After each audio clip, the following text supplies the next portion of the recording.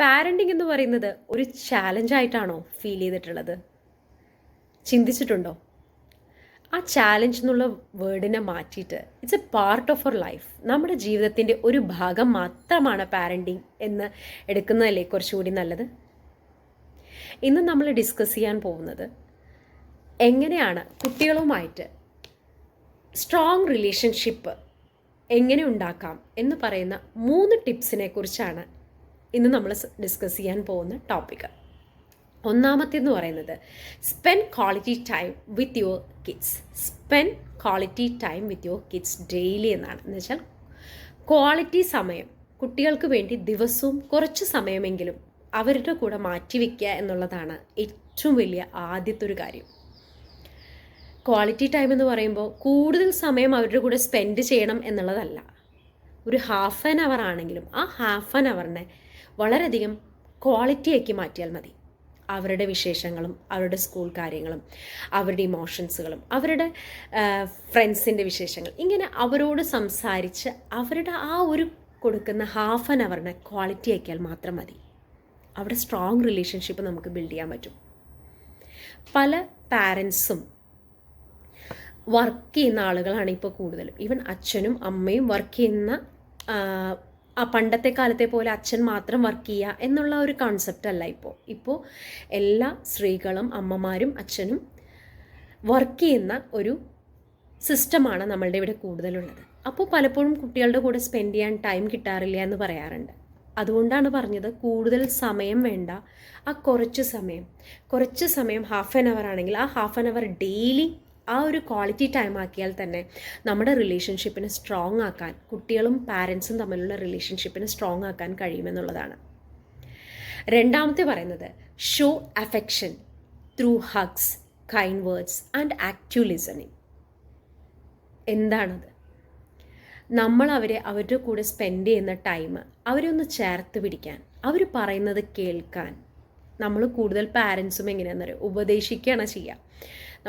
അവരെ നമ്മളുടെ അടുത്ത് സംസാരിക്കാൻ വരുമ്പോൾ ഇങ്ങനെയല്ല, അങ്ങനെയാണ്, ഇങ്ങനെ ചെയ്യൂ, അങ്ങനെ ചെയ്യൂ എന്ന് പറയാനാണ് കൂടുതൽ പാരൻസും. നമ്മൾ തന്നെ ശ്രദ്ധിച്ചാൽ മതി, നമ്മളെ തന്നെ നമ്മൾ എന്താണ് കൂടുതൽ പറയുക, അവരെ ഉപദേശിക്കാനാണ് ശ്രമിക്കുക. അതേസമയം അവർ പറയുന്നത് കേൾക്കാൻ നമ്മൾ നിൽക്കണം.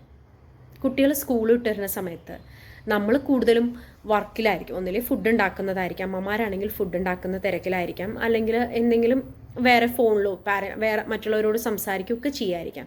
പക്ഷെ അവർ വന്ന് എന്തെങ്കിലും കാര്യങ്ങൾ നമ്മളോട് പറയാൻ നിൽക്കുമ്പോൾ അവർ പറയുന്നത് കേൾക്കാൻ വേണ്ടി നമ്മൾ ആ ഉള്ള വർക്ക് അവിടെ സ്റ്റോപ്പ് ചെയ്തിട്ട് ആ 5 മിനിറ്റ്സ് അവരുടെ കൂടെ കേൾക്കുക എന്നുള്ള ആ ഒരു പ്രോസസ്സ് ചെയ്താൽ തന്നെ അവർക്ക് മനസ്സിലാവും, അമ്മോട് പറഞ്ഞു കഴിഞ്ഞാൽ അമ്മ കേൾക്കും എന്നുള്ള വിശ്വാസം വരും. പലപ്പോഴും ഞാനിപ്പോൾ വർക്കിലാണ്, അല്ലെങ്കിൽ നീ ഒന്ന് അങ്ങോട്ട് മാറിക്കൂ, ഞാനൊന്ന് എൻ്റെ വർക്ക് ചെയ്യട്ടെ, എൻ്റെ ഒന്നും കഴിഞ്ഞിട്ടില്ല. നമ്മുടെ വർക്ക് ടെൻഷനിലായിരിക്കും. പക്ഷെ കുട്ടികൾക്ക് അത് അറിയത്തില്ല. കാരണം കുട്ടികളെന്ന് പറയുന്നത് വളരെ ഇന്നസെൻ്റ് ആയിട്ടുള്ള മനസ്സുള്ള ആളുകളാണ്. ശരിക്കും പറയാറില്ലേ, നിഷ്കളങ്കരായ കുട്ടികളിലാണ് ഈശ്വരൻ ഉള്ളതെന്ന് പണ്ട് പറയുന്നത് കേട്ടിട്ടില്ലേ? കാരണം അവരുടെ മനസ്സെന്ന് പറയുന്നത് വളരെ നിഷ്കളങ്കമായ കുട്ടികളായിരിക്കും. അവർ ഓടി വന്ന് നമ്മളുടെ അടുത്ത് കാര്യങ്ങൾ സംസാരിക്കാൻ വരുമ്പോൾ നമ്മൾ അവരെ ലിസൺ ചെയ്യാൻ പറ്റണം. ഈവൻ ഒരു 5 മിനിറ്റ്സ് ആണെങ്കിലും. പ്രത്യേകിച്ച് ചിലപ്പോൾ സ്കൂളിൽ എന്തെങ്കിലും ഒരു കുട്ടി ചെയ്ത ചില കാര്യങ്ങൾ മാത്രമായിരിക്കും അവർക്ക് പറയാനുണ്ടാവുക. പക്ഷെ നമ്മൾ വളരെ ക്യൂരിയോസിറ്റിയോടെയും എന്തൂസിയാസത്തോടുകൂടെ വളരെ ആകാംക്ഷയോടുകൂടെ അവരോടത്ത് കേൾക്കാൻ ശ്രമിച്ചു കഴിഞ്ഞാൽ കുട്ടികളുമായിട്ടുള്ള നമ്മുടെ റിലേഷൻഷിപ്പ് വളരെയധികം സ്ട്രോങ് ആവും. അവരൊന്ന് ചേർത്ത് പിടിക്കാൻ, അവർ ചെയ്യുന്ന വർക്കുകൾ, അവരെന്തെങ്കിലും ഒരു കുഞ്ഞു കാര്യങ്ങളിൽ അവർ വിജയിച്ചു കഴിഞ്ഞാലും ഫെയിലിയേഴ്സ് ഉണ്ടായാലും സക്സസ് ഉണ്ടായാലും ആ കുട്ടികളെ ഒന്ന് ചേർത്ത് പിടിക്കാൻ ശ്രമിച്ചാൽ തന്നെ ഒരുപാട് മാറ്റങ്ങളാണ് കുട്ടികൾക്ക് ഉണ്ടാവുക.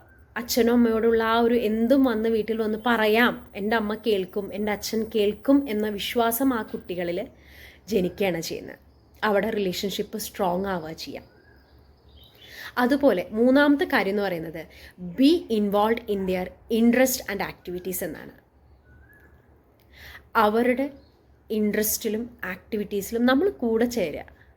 ചിലപ്പോൾ ഒന്ന് വരയ്ക്കുന്നുണ്ടാവാം, ആ വരയ്ക്കുന്നതിൻ്റെ കൂടെ അവരുടെ കൂടെ ഇരുന്നിട്ട് പെയിൻറ് ചെയ്യാനും അവരുടെ കൂടെ കളിക്കാൻ, ഒന്ന് ബോൾ കളിക്കാൻ, ഒന്ന് ഷട്ടിൽ കളിക്കാൻ, ഒന്ന് കൂടിക്കഴിഞ്ഞാൽ എന്താ ഉണ്ടാവുക?